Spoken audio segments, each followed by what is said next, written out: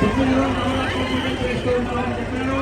Helping hands are better than the paying lips అని మానవ సేవే మాధవ సేవ అనేటువంటి ఒక మోటోతో వాళ్ళు అర్చించి నిర్వహించున్నారు. వారందరికీ కూడా వరసిద్ధి వినాయక స్వామి అనుగ్రహం కలగాలని కోరుకుంటున్నాం. మామూలుగా వినాయక చవితి ముందు రోజు గౌరీదేవిని పూజిస్తాం. గౌరీదేవిని ఎందుకు పూజిస్తామంటే తన యొక్క కుమారుని కంటే తల్లిని ఫస్ట్ పూజించి తర్వాత పిల్లవాడిని పూజించాలని. ఇక్కడ మాతృదేవో భవాని చెప్పుకున్నట్టుగానే ఆ తల్లిని పూజించి తర్వాత వరసిద్ధి వినాయక స్వామిని 9 రోజులు పూజించి నేడు నిమజ్జన మహోత్సవం తీసుకొని వచ్చి ఉన్నారు.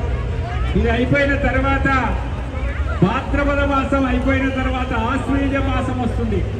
ఆశ్వయుజ మాసంలో స్వామి మీకు 1 రోజులు పూజ చేస్తామని చెప్పేసి అమ్మవారికి పూజ చేస్తాం. మనం నవరాత్రులు కాదు ఇక్కడ అంటే 10 రోజులు పూజ చేస్తాం. దసరా వరకు కూడా శరణ్ నవరాత్ర మహోత్సవాలు చేస్తాం.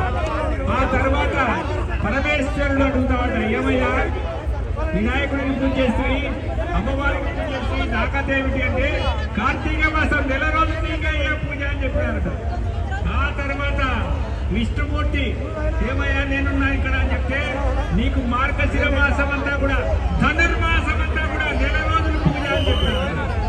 ఆ తర్వాత ఆయన ప్రత్యక్షమైనటువంటి సూర్య భగవానుడు ఆయనకు పుష్యమాసంలో పూజ చేస్తామట.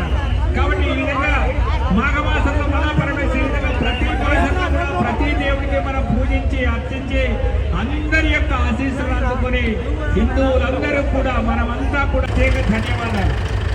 మరియు ఈ కార్యక్రమం ఇంత సజావుగా జరగడానికి అహర్నిశాలు శ్రమించి గత 2 నెలల నుండి ప్రతి కార్యకర్తను సమీకరించి ప్రతి డిపార్ట్మెంట్ను కూడా టచ్ చేసి అందరి యొక్క ఒప్పుదలతో అందరి యొక్క సమిష్టి కృషితో అందరినీ ఏకతాటి మీద తీసుకొని వచ్చి మన కేంద్ర సమితి యొక్క ఉత్సవాన్ని చక్కగా నిర్వహిస్తున్నారు.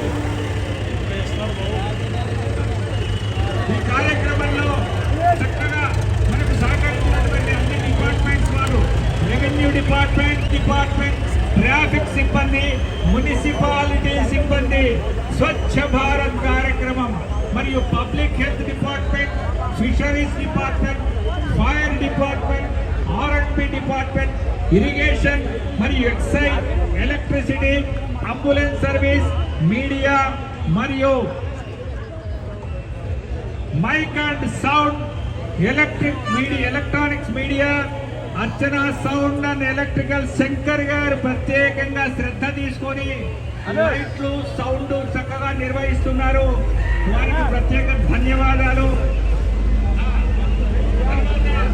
అంతేకాకుండా తర్వాత ఈ కార్యక్రమంలో ఉత్సాహంగా ఆర్ఎస్ఎస్ కార్యకర్తలు, విహెచ్పి కార్యకర్తలు, బీజేపీ కార్యకర్తలు, బీజేవైఎం కార్యకర్తలు, ఏబీవీపీ కార్యకర్తలు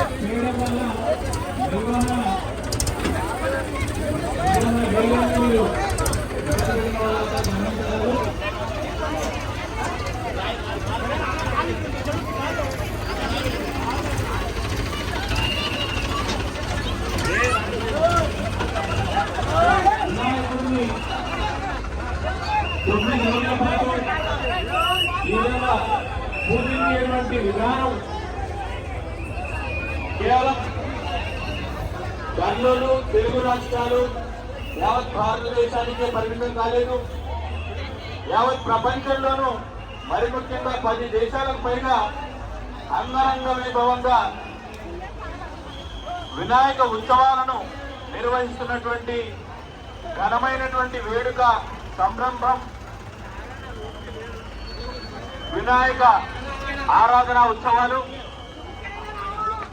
ముఖ్యంగా China, Cambodia, Russia, Pakistan, Japan, Tibet, Greece, Rome, Burma ఇలాంటి అనేక దేశాలలో ఈరోజు ఈ ఉత్సవాలను ఘనంగా నిర్వహిస్తూ ఉన్నారు.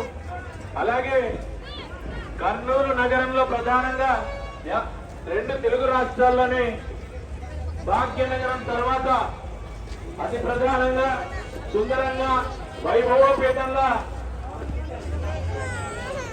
ఈ కార్యక్రమాలను గత 43 సంవత్సరాలుగా వినాయక ఉత్సవ కేంద్ర సమితి యొక్క పూర్తి నాని, రాఘవ, దుర్గా, అరుణ్, ధను, రాణి, శ్రీకాంత్, సుదర్శన్, తేజ మరియు విష్ణు ఈ సభ్యులందరికీ కూడా జగన్నాథుడి యొక్క ఆశీస్సులు ఎల్లవేళలా ఉండాలని భగవంతుని కోరుతున్నా. వివిధ భంగిమలలో ఉన్నటువంటి ఆ గణనాథుడు మనకి ఇప్పుడు నిమజ్జనానికి సిద్ధంగా ఉన్నాడు. ఖాళీగా ఉంటున్నాయి. దయచేసి విగ్రహాలను అటువైపు కూడా పంపించాలి. అంటే గణపతి పక్కన ఉన్నటువంటి ఆ సందులోకి కూడా 2 ఘాట్లు ఉన్నాయి కాబట్టి విగ్రహాలను అటువైపు కూడా పంపించాలి.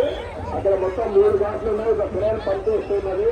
కార్యకర్తలు ఎక్కువ సంఖ్యలో అక్కడ విగ్రహాల కోసం నిమజ్జనానికి సిద్ధంగా ఉన్నారు కాబట్టి వినాయకుడి కూడా విగ్రహాలను గుడి పక్కన నుంచి ముందుకు పంపించినట్లయితే అక్కడ ఆ ఘాటాల్లో నిమజ్జనం జరుగుతుంది. వెంకటేష్, నరసింహు, డింపల్, ధనంజయ, మల్లికార్జున, ప్రేమ్ కుమార్, పుల్లయ్య, కళ్యాణ్ కుమార్, వీరేష్, ధనంజయ, కిషు, హరికుమార్, విష్ణు, శివకుమార్, రాము, సురేష్, వంశీ, మనోహర్, వీరందరూ కూడా